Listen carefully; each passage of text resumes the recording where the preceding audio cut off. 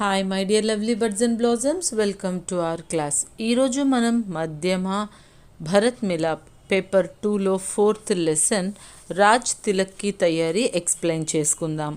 ఈ లెసన్ మీకు page number 92లో ఉంది. So let's start with our lesson. Raj తిలక్కి తయారీ. సో శ్రీరామచంద్రుడు పట్టాభిషేకానికి ప్రిపరేషన్స్ అన్నీ తయారు చేస్తున్నారు. ఎవరు? మహారాజా దశరథ్. సో దాని గురించి తెలుసుకుందాం. महाराजा दशरथ बूढ़े हो गए थे. शरीर भी उनका दुर्बल हो गया था.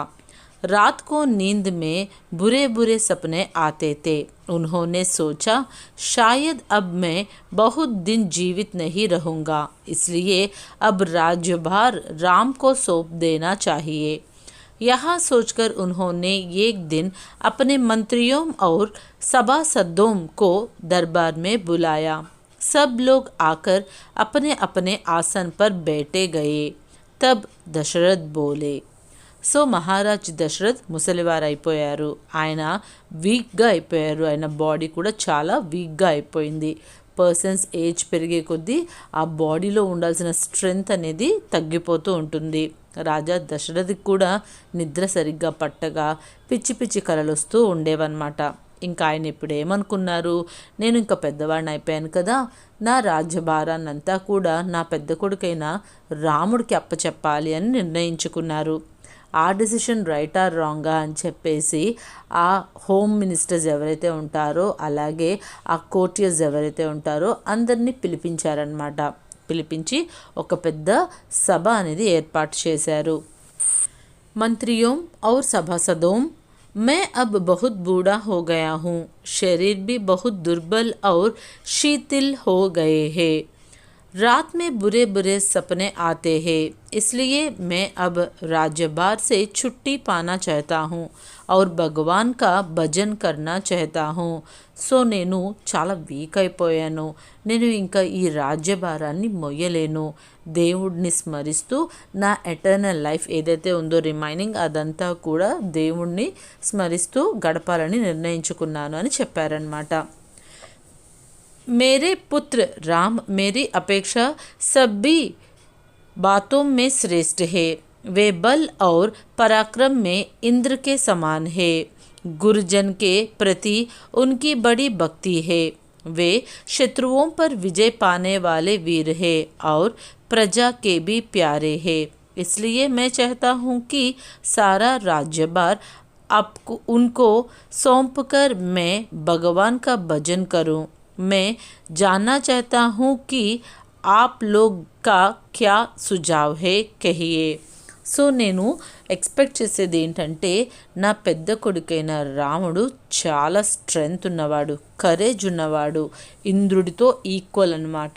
టీచర్స్ని రెస్పెక్ట్ చేయడం అలాగే ప్రజలందరినీ ప్రేమగా చూసే మంచి మంచి గుణాలు కలిగిన వాడు రాముడు.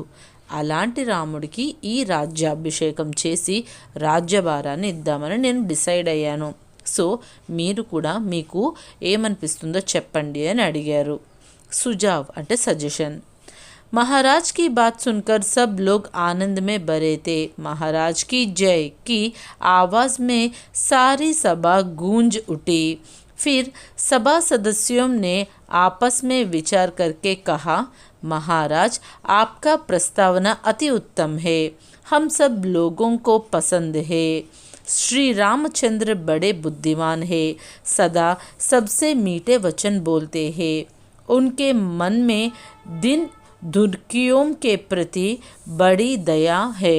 वे साधु और सत्यवादी है, बड़े वीर साहसी और बलवान है. वे सारी प्रजा को समान रूप से देखते हैं. वे धर्म और अर्थ के नियमों को अच्छी तरह जानते हैं और उनका पालन करते हैं. हमारे सौभाग्य से वे प्रजा की रक्षा करने में सब तरह से समर्थ हो गए हैं. इसलिए हे महाराज, हम सब लोग उनको युवराज पद पर देखना चाहते हैं. अतिशीघ्र उनको युवराज पद देकर आप विराम कीजिए, यही हम सब సభా సదస్యోంకి రాయ్ హే. సో ఆ మాట వినంగానే ఆ సభలో ఉన్న వాళ్ళందరూ కూడా మహారాజ్కి జై అంటూ దశరథ్ తీసుకున్న ఒపీనియన్కి పాజిటివ్ రిప్లై ఇచ్చారనమాట. శ్రీరామచంద్రుడు పూర్ పీపుల్ని ఎంతో అఫెక్షన్తో దగ్గరికి తీసుకొని వాళ్ళకి కావాల్సినవన్నీ హెల్ప్ చేసే క్యారెక్టర్ కలిగిన వారు. అంతేకాకుండా ఎప్పుడు కూడా చాలా నెమ్మదిగా ఉంటారు. అంటే హడావిడిగా ఏదో చేసేయాలని ఆరాటంగా కాకుండా ప్రతిదీ కూడా ఆలోచించి సత్యం పలుకుతూ, ఎప్పుడు అబద్ధం ఆడకుండా మంచి మాటలు మాట్లాడుతూ అందరితో ప్రేమగా ఉంటారు. పైగా గొప్ప కరేజ్ ఉన్న వ్యక్తి. ఎలాంటి సాహసవంతమైన సిచ్యువేషన్లో అయినా సరే వెనకడుగేయకుండా ఆయన ముందుకు వెళ్తూ ఉంటారు. బుద్ధిమంతుడు.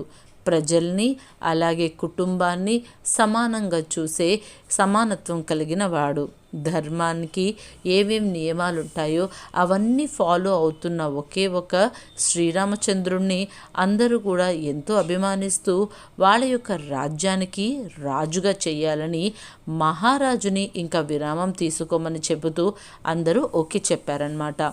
सभासदों की बात सुनकर महाराज ने अपने पुरोहित वशिष्ठ मुनि से कहा, हे मुनिवर, कल शुभ मुहूर्त है.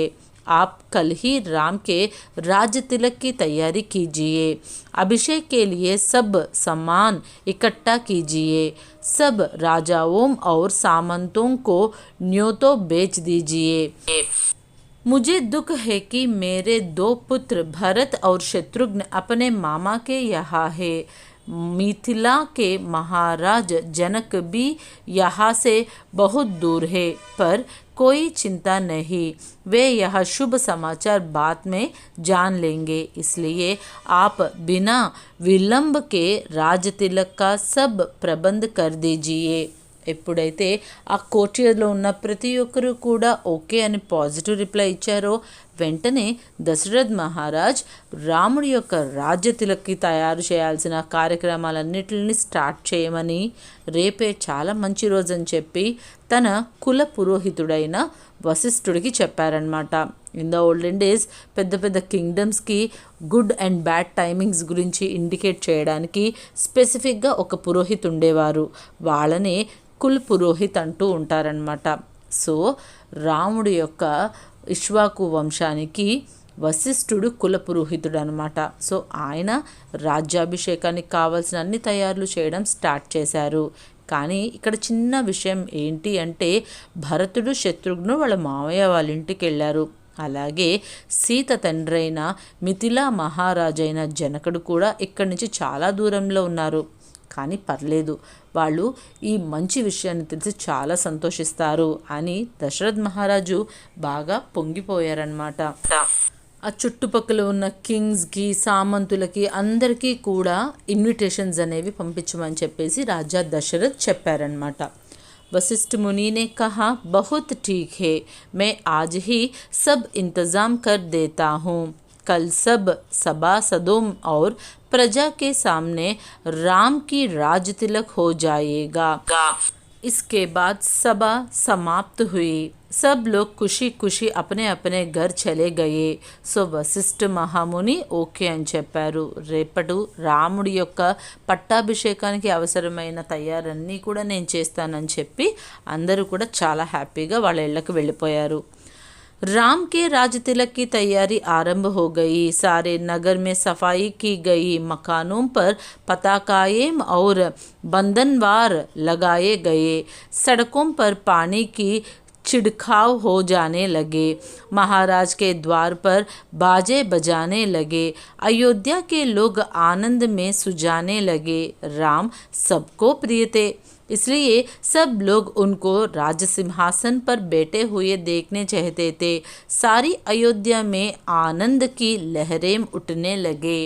సో అది ఒక పెద్ద పండగ అనమాట. శ్రీరామచంద్రుడి పట్టాభిషేకం జరుగుతుందన్న వార్త రాజ్యంలో ఉన్న ప్రతి ఒక్కరికి కూడా చాలా చాలా హ్యాపీనెస్ అనేది క్రియేట్ చేసింది.